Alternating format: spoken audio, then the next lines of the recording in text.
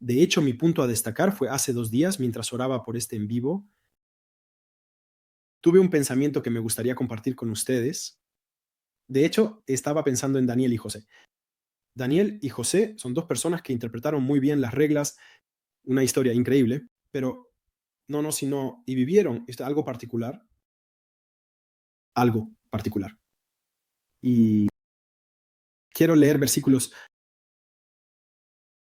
El primer versículo es en relación a José, es exactamente la misma escena. Miren, en Génesis 41, versículo 8, es entonces el faraón quien habla y dice, por la mañana el faraón, inquieto, convocó a todos los magos y sabios de Egipto y les contó sus sueños, pero ninguno de ellos pudo interpretárselos. Y Daniel vivió lo mismo. Está escrito en Daniel, capítulo 4, versículos 3 al 5, se habla del rey Nabucodonosor que dice, entonces ordené convocar ante mí a todos los sabios de Babilonia para que me dieran la interpretación de mi sueño. Los magos, los hechiceros, los astrólogos y los adivinos se presentaron. Les expuse el sueño, pero no pudieron darme su interpretación.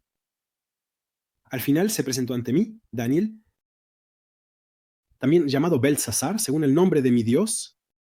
El espíritu de los dioses santos reside en él. Le conté mi sueño. De hecho, lo interesante de este pasaje es que ellos también son conocidos. Son conocidos por interpretar sueños, José y Daniel.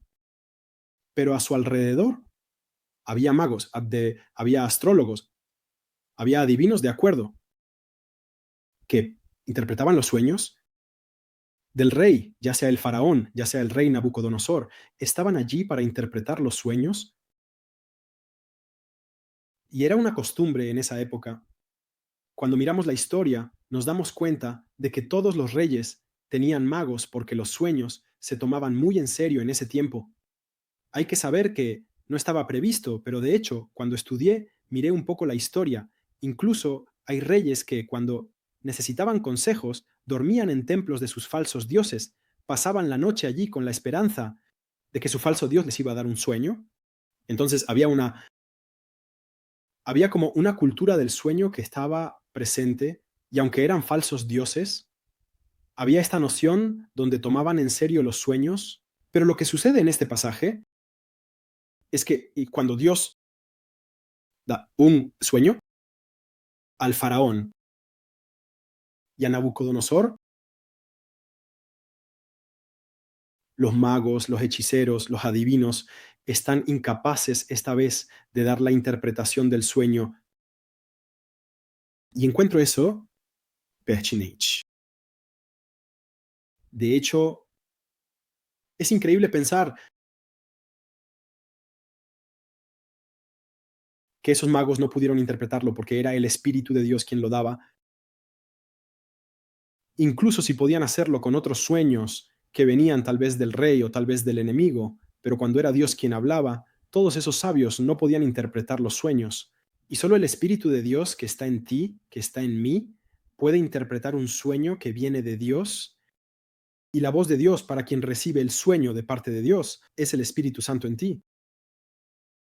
Así que me gustaría animarte y decirte que hay personas a tu alrededor, sean creyentes o no, creyentes van a tener sueños, y por más que busquen en Google vayan a ver todo tipo de nueva era o de todo tipo de cosas, porque no son creyentes o incluso creyentes que van a orar, pero es el Espíritu de Dios que está en ti, quien puede interpretar un sueño que viene de Dios.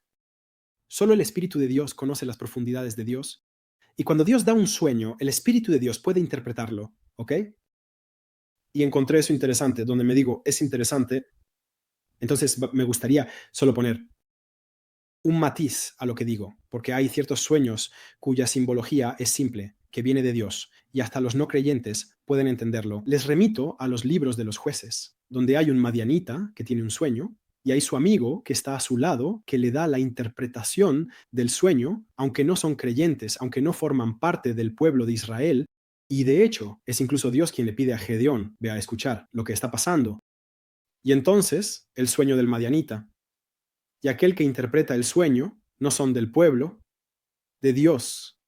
pero la simbología era simple, ¿ven? Entonces, hay simbologías que son simples, que la gente puede entender, que todo el mundo puede entender, pero hay un momento dado donde cuando Dios comienza a hablar de manera profunda a las personas,